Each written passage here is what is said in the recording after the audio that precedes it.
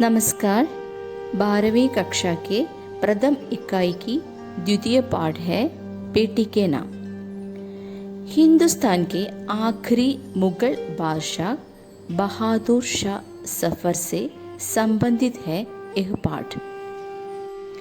1837 में वे दिल्ली के बादशाह बन गए, लेकिन तब तक देश के काफ़ी बड़े इलाके पर अंग्रेज़ों का कब्जा हो चुका था। 1857 में प्रथम स्वतंत्रता की लड़ाई शुरू हुई। तब सभी विद्रोही सैनिकों और राजा महाराजाओं ने बहादुर शाह सफर को इस लड़ाई का नेतृत्व स्थान सौंप दिया गया। 82 बरस के बूढ़े बहादुर शाह सफर इस नेतृत्व स्थान को स्वीकार किया, लेकिन अंग्रेज़ों ने इस लड़ाई को परास्त कर दिया और उन्हें गिरफ्तार कर लिया। उन पर मुकदमा चलाया गया और उन्हें रंगून निर्वासित कर दिया गया, जहां उन्होंने अंतिम सांस ली। रंगून में उन पर सख्त नजरबंदी थी। कुलसुम जमानी बेगम बहादुर शाह सफर की बड़ी बेटी थी। वे दिल्ली में अंग्रेज़ों के कैद में थी। उन्होंने किसी तरह एक खत अपने कैदी बाप को रंगून भेजा था। उसके जवाब में लिखी गई चिट्ठी यहाँ पेश है। बहादुर शाह सफर द्वारा अपनी बेटी कुलसुम जमानी बेगम को लिखा गया एक जवाबी पत्र है बेटी के नाम। ഭാരതത്തിലെ അവസാനത്തെ മുഗൾ ചക്രവർത്തിയായിരുന്നു ബഹാദുർ ഷാ സഫർ. 1837 അദ്ദേഹം ദില്ലിയിൽ ചക്രവർത്തിയായി. അപ്പോൾ ഭാരതത്തിലെ ഭൂരിഭാഗം പ്രദേശങ്ങളും ഇംഗ്ലീഷുകാർ ആക്രമിച്ച് കീഴടക്കിയിരുന്നു. ഇംഗ്ലീഷുകാർക്കെതിരായി 1857 ആദ്യത്തെ സ്വാതന്ത്ര്യ സമരമുണ്ടായി. വിപ്ലവകാരികളായ സൈനികരും മറ്റു രാജാക്കന്മാരും ചേർന്ന് ബഹാദുർ ഷാ സഫറിനെ ഈ വിപ്ലവത്തിൻ്റെ നേതാവായി തിരഞ്ഞെടുത്തു. ഹിന്ദുസ്ഥാനിലെ ഭരണാധികാരിയും 82 വയസ്സുമായ ആ വൃദ്ധനായ ബഹാദുർ ഷാ സഫർ വിപ്ലവത്തിൻ്റെ നേതൃത്വ സ്ഥാനം ഏറ്റെടുത്തു. ഈ വിപ്ലവം ഇംഗ്ലീഷുകാർ അടിച്ചമർത്തി. വിപ്ലവത്തിൻ്റെ നേതാവായ ബഹാദുർ ഷായെ അറസ്റ്റ് ചെയ്യുകയും ശിക്ഷയായി അദ്ദേഹത്തെ ബർമ്മയിലെ രംഗൂണിലേക്ക് നാടുകടത്തുകയും ചെയ്തു. രംഗൂണിൽ അദ്ദേഹത്തിന് ഒരു ശക്തമായ കാവൽ സംവിധാനം ഉണ്ടായിരുന്നു. ദില്ലിയിൽ ആ സമയം അദ്ദേഹത്തിൻ്റെ മൂത്ത പുത്രിയായ കുൽസും ജമാനി ബേഗം ഇംഗ്ലീഷുകാരുടെ തടവിലായിരുന്നു. ദില്ലിയിൽ കുൽസും എങ്ങനെയോ ചാരന്മാർ മുഖാന്തരം ഒരു കത്ത് രംഗൂണിലെ തൻ്റെ പിതാവിന് എത്തിക്കുകയുണ്ടായി. രംഗൂണിൽ ഇംഗ്ലീഷുകാരുടെ തടവുകാരനായി കഴിയുന്ന ബഹാദുർ ഷാ സഫർ തൻ്റെ മകൾക്ക് എഴുതുന്ന മറുപടി കത്താണ് ഈ പാഠമായ ബേട്ടി കെ നാം. प्यारी बिटिया, तुमने अपनी कैदी बाप को खत भेजा.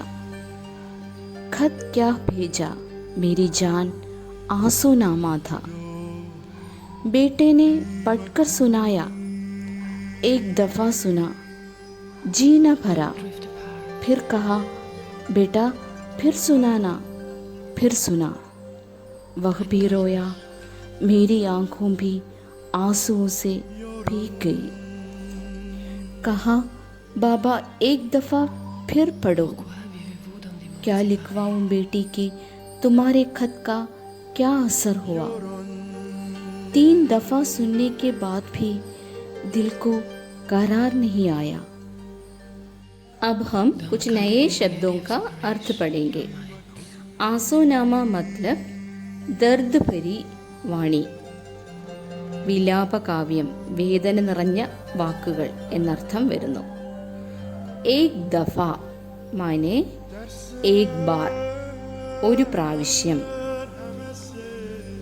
അസർ മാനെ പ്രഭാവ്, ഇമ്പാക്ട്, ആഘാതം.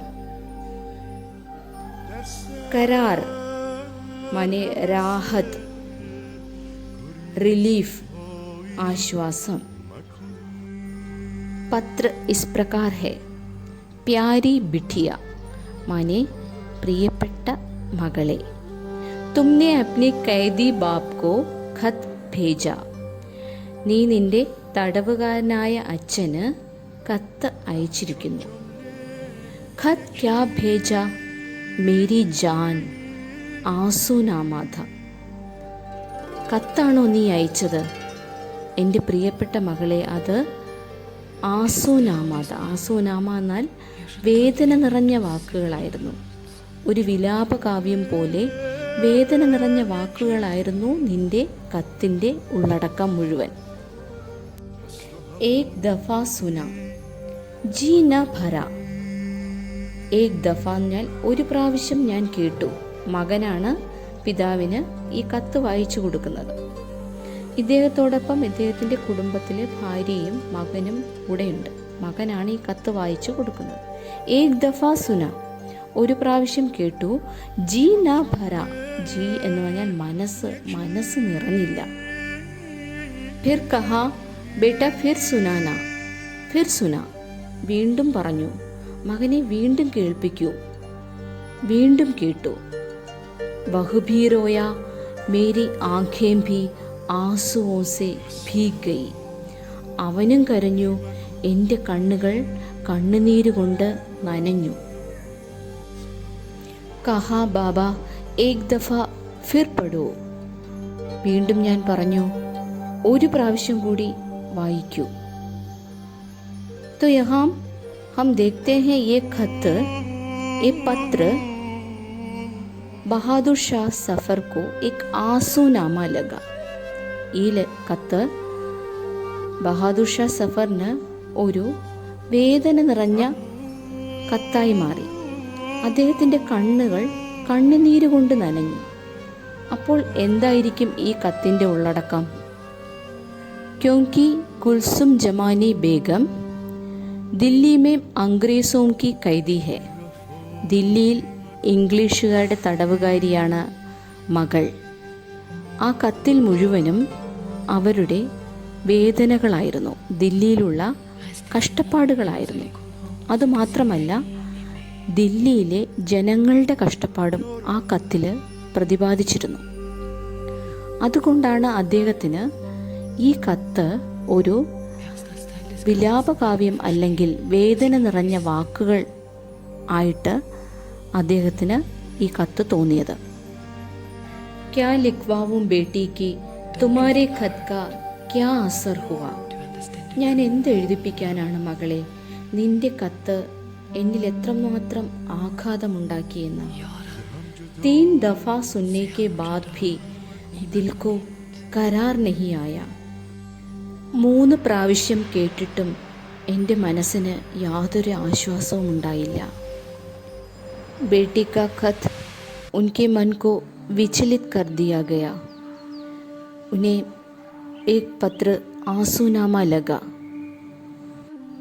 बादशाह और बेटी अंग्रेज़ों की कैद में थी. कैदी होने के कारण वे आपस में मिल नहीं सकते थे. बेटी की परेशानी और दिल्ली वासियों की यातना पत्र में व्यक्त है. इसलिए बादशाह को बेटी का खत ആസൂനാമ ജൈസെ ലഗ. ബാദ്ഷായും മകളും ഇംഗ്ലീഷുകാരുടെ തടവുകാരായിരുന്നു. തടവുകാരായത് കാരണം അദ്ദേഹത്തിന് തൻ്റെ മകളെ കണ്ടുമുട്ടുവാനുള്ള പ്രതീക്ഷ തന്നെ ഉണ്ടായിരുന്നില്ല. മകളുടെ സങ്കടങ്ങളും ദില്ലിയിലെ ജനങ്ങളുടെ പീഡന കഥകളും ആ കത്തിൽ നിന്ന് അദ്ദേഹം മനസ്സിലാക്കി. ആയതിനാൽ മകളുടെ കത്ത് അദ്ദേഹത്തിന് വേദന നിറഞ്ഞ ഒരു വിലാപകാവ്യം പോലെ തോന്നി. അദ്ദേഹത്തിൻ്റെ കണ്ണുകൾ കണ്ണുനീരിനാൽ നിറഞ്ഞൊഴുകി. പല പ്രാവശ്യവും വായിച്ചിട്ടും മനസ്സിന് അദ്ദേഹത്തിന് യാതൊരു ആശ്വാസവും ഉണ്ടായില്ല.